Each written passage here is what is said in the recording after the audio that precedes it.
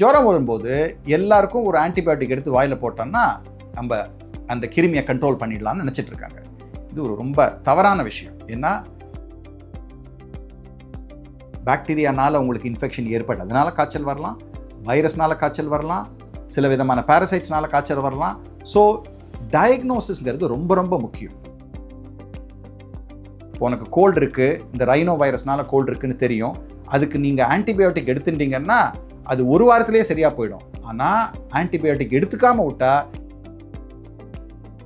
எந்த இன்ஃபெக்ஷன்ஸ்க்கு எந்த மூலமாக பரவுறது, அதை எப்படி தடுக்கலாம். பாக்டீரியா இன்ஃபெக்ஷன்ஸ்னா ஆன்டிபயோட்டிக் எடுத்துக்கணும். வைரல் இன்ஃபெக்ஷன்ஸ், சில இன்ஃபெக்ஷன்ஸ்க்கு நம்ம ட்ரீட் பண்ணும்போது ஆன்டி வைரல் எடுத்துக்கணும். பாரசைட்டிக் இன்ஃபெக்ஷன்ஸ்க்கு வேறு விதமான ட்ரீட்மெண்ட். ஸோ தினமணி நேயர்களுக்கு வணக்கம். நான் doctor Ramasubramanian, specialist in infectious diseases. இப்போ இன்ஃபெக்ஷியஸ் டிசீசஸ்ன்னு எடுத்தோம்னா கிருமிகள்னால ஏற்படக்கூடிய வியாதிகள் எல்லாமே இன்ஃபெக்ஷன்ஸ் கடியில் வரும். இது ஒரு வெரி வைட் ஃபீல்ட். இது பாக்டீரியாவாக இருக்கலாம், வைரஸாக இருக்கலாம், ஃபங்கஸாக இருக்கலாம், பூஞ்சக்காளான்னு சொல்லுவாங்களே, சில சமயம் பாரசைட்ஸ்ன்னு சொல்லுவோம். இப்போது சில விதமான கண்டாமினேட்டட் ஃபுட் சாப்பிட்றதுனால நம்மளுக்கு பூச்சி வருது, மோஷனில் புழு ஏற்படலாம், டேப் வார்ம், ரவுண்ட் வார்ம், இதெல்லாம் பாரசைட்ஸ்னு சொல்லுவோம். ஸோ எல்லா விதமான இன்ஃபெக்ஷன்ஸை பார்த்தாலும் சேர்த்து பார்க்கும்போது இன்ஃபெக்ஷியஸ் டிசீஸ்ன்னு சொல்லுவோம். இதை ரெண்டாக பிரிக்கலாம் மேஜராக. ஒன்று கண்டேஜியஸ் டிசீஸ். கண்டேஜியஸ் டிசீஸுங்கிறது தொற்று நோய், அதாவது ரொம்ப ஈஸியாக ஒத்தட்டிருந்து இன்னொருத்தர் கூட பரவக்கூடிய நோய்கள். உதாரணத்துக்கு இந்த சொரீஸ் இருக்கு இல்லையா, ஸ்கேபீஸ்ன்னு சொல்லுவோம். ஸோ இது தொடர்றதுனால ஒத்தட்டிருந்து இன்னொருத்தருக்கு பரவலாம். There are still other infections. ஒரு உதாரணத்துக்கு டிபி போன்ற நோய்கள். இது தொடவே வேண்டாம். ஒரே ரூமில் ஒரு டிபி இருக்கிறவங்க இருமிக்கிட்டு இருக்காங்க, அந்த ரூமில் இருந்தாலே in a matter of a few hours இன்னொருத்தருக்கு பரவலாம். சிக்கன் பாக்ஸ், மீசில்ஸ் எல்லாமும் இந்த மாதிரி காற்று மூலமாக பரவக்கூடிய நோய்கள். இது ரெஸ்பிரேட்டரி இன்ஃபெக்ஷன்ஸ், ஹைலி இன்ஃபெக்ஷியஸ். அதாவது ஒரு ரூமில் நம்மளுக்கு சிக்கன் பாக்ஸ் இது வரைக்கும் வரல, எதிர்ப்பு சக்தி கிடையாது, இன்னொரு சிக்கன் பாக்ஸ் இருக்கிற சின்னம்மை இருக்கக்கூடிய ஒரு பேஷண்ட் கூட ஒரே ரூமில் உட்காந்தோன்னா 10 நிமிஷத்துக்குள்ளே அது நம்மளுக்கு வரத்துக்கு வாய்ப்பு இருக்குது. ஸோ இந்த மாதிரி each infection can be either contagious or non contagious. சில இன்ஃபெக்ஷன்ஸ்லாம் ஒரு மனிதர்கிட்டேருந்து இன்னொரு மனிதருக்கு பரவாது, பட் இதுவும் இன்ஃபெக்ஷன்ஸ் தான், இதுக்கும் ட்ரீட்மெண்ட் அவசியம். ஸோ எப்படி பரவுது? இப்போது எல்லா நோயும் எடுத்தாலும் அது எப்படி பரவுதுன்னு ஜென்ரலாக கேட்டிங்கன்னா several ways. One, it can be respiratory route, அதாவது இருமி அந்த கிருமி என்வாயரன்மெண்ட்டில் இப்போ கோவிட் பார்த்தோமே அந்த மாதிரி பரவக்கூடிய நோய்கள் இருக்குது. சிலதெல்லாம் ஆகாரம் மூலமாக பரவுறது. So contaminated food or water. இப்போ நம்ம அந்த ஒரு பழைய சோறு இருக்குது, அதில் ஸ்டெஃபலோகாக்கஸ்ங்கிற கிருமி உட்காந்துருந்ததுன்னா அந்த ஸ்டெஃபலோகாக்கஸ் அதில் மல்டிப்ளை ஆகி சில விதமான டாக்ஸின், சில பாய்சன் உண்டு பண்ணி அதை நம்ம சாப்பிட்டோன்னா நம்மளுக்கு வந்துடலாம். ஹெப்படைட்டிஸ் ஏ, ஹெப்படைட்டிஸ் இ, இந்த மாதிரி வைரஸஸ் அகெயின் யாருக்கு இருக்கோ இந்த ஹெப்படைட்டிஸ், அவங்க மலம் மூலமாக இந்த வைரஸ் வெளியேடுது. ஸோ இந்த மலம் இந்த sewage, if it contaminates food or typhoid, for example typhoid இருக்கிறவங்களோட மோஷனில் இந்த டைஃபாய்டு கிருமி பரவும். இந்த கிருமி if there is a contaminations, டிப்பிக்கலாக சூவேஜ் கண்டாமினேஷன் ஆகிறதுனால இது மற்றவங்க குடிக்கிற தண்ணியிலையோ இல்லை சாப்பாடுலையோ கலந்துட்டோன்னா அவங்களுக்கு டைஃபாய்டு வரலாம். So these are Castro intestinal infections. வேறு சில இன்ஃபெக்ஷன்ஸ் தொடர்றது மூலமாக வருது. ஹெர்பீஸ்ன்னு சொல்லுவோம். ஹெர்பீஸ் சிம்ப்ளெக்ஸ்ன்னு சில பேருக்கு வாயை சுற்றி புண்ணு வரும். சில சமயம் இது பள்ளி போகிற ஒன்றுக்குனால வந்திருக்குன்னு கூட பேசிப்பாங்க. ஸோ இந்த மாதிரி இன்ஃபெக்ஷன்ஸ் அது தொட்டாலோ இல்லாட்டா அது இருக்கும்போது இன்னொருத்தருக்கு முத்தம் இட்டாலோ அது இன்னொருத்தருக்கு பரவறதுக்கு நேரிடலாம். இதெல்லாம் கான்டாக்ட் மூலமாக பரவுது இன்ஃபெக்ஷன்ஸ். வேறு சில கிருமிகள் வெக்டர் அப்படின்னு சொல்லுவோம். அதாவது ஒரு மலேரியா எடுத்துக்கோங்க.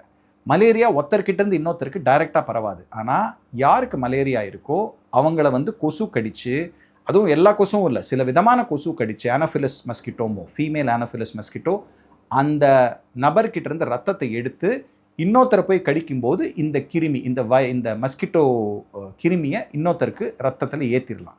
ஸோ இந்த மாதிரி வெக்டர் மூலமாக பரவக்கூடிய நோய். ஸோ பலவிதமான மெக்கானிசம்ஸ் இருக்குது அண்ட் ஒவ்வொரு நோய்க்கும் இது செப்பரேட்டாக இருக்குது. இதை நம்ம தடுக்கணும்னா ஒவ்வொன்றுத்துக்கும் செப்பரேட் ஸ்ட்ராட்டஜி யூஸ் பண்ணணும். எல்லாத்துக்கும் எல்லா இன்ஃபெக்ஷனும் ஸ்டாண்டர்டாக ப்ரிவெண்ட் பண்ண முடியாது. ஸோ இன்ஃபெக்ஷன்ஸ் பற்றி நம்ம ஜாஸ்தி தெரிஞ்சுக்கிட்டு எந்த இன்ஃபெக்ஷன்ஸ்க்கு எந்த மூலமாக பரவுறது, அதை எப்படி தடுக்கலாம், எந்த இன்ஃபெக்ஷன்ஸ்க்கு எந்த விதமான மருந்து எடுத்துட்டா பெட்டராக இருக்கும். உதாரணத்துக்கு பாக்டீரியா இன்ஃபெக்ஷன்ஸ்னால் ஆன்டிபயோட்டிக் எடுத்துக்கணும்.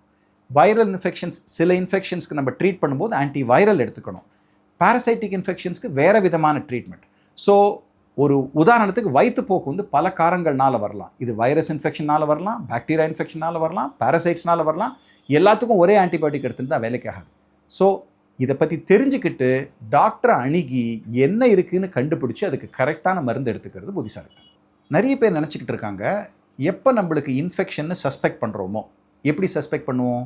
காய்ச்சல், ஃபீவர், ஜுரம் இருக்கும்போது ஜென்ரலாக இன்ஃபெக்ஷன்ஸ்னால தான் காய்ச்சல் ஏற்படுது. 99% ஆஃப் த ரீசன்ஸ் ஜுரம் வந்து இன்ஃபெக்ஷன்ஸ்னால தான் ஏற்படுது. ஸோ அந்த மாதிரி ஜுரம் வரும்போது எல்லாருக்கும் ஒரு ஆன்டிபயோட்டிக் எடுத்து வாயில் போட்டோம்னா நம்ம அந்த கிருமியை கண்ட்ரோல் பண்ணிடலாம்னு நினச்சிட்டு இருக்காங்க. இது ஒரு ரொம்ப தவறான விஷயம். ஏன்னா infections causing fever can be very very different. பாக்டீரியானால் உங்களுக்கு இன்ஃபெக்ஷன் ஏற்பட்டு அதனால் காய்ச்சல் வரலாம், வைரஸ்னால் காய்ச்சல் வரலாம், சில விதமான பாரசைட்ஸ்னால காய்ச்சல் வரலாம். ஸோ டயக்னோசிஸ்ங்கிறது ரொம்ப ரொம்ப முக்கியம். இந்த டயக்னோசிஸ் எப்படி தெரியும்? நம்ம யூஸ்வலாக பேஷண்ட் என்ன சிம்டம்ஸ் சொல்லிக்கிட்டு டாக்டர்கிட்ட வராங்களோ அந்த சிம்டம்ஸை வச்சு டாக்டருங்க ஒரு ஐடியாவுக்கு வருவாங்க. ஒரு உதாரணத்துக்கு சொல்கிறோன்னா, எனக்கு வந்து டாக்டர் ஜுரம் இருக்குது, நேத்திலேருந்து உடம்பு வலி இருக்குது, தலைவலி இருக்குது, தொண்டை வலி இருக்குது, மூக்குலேருந்து ஜலதோஷம் ஆரம்பிச்சுது, இப்போ அது குறைஞ்சிடுச்சு, ஆனால் தொண்டை ஒரே கரகரான்னு இருக்குது, இருமல் ரொம்ப வருது.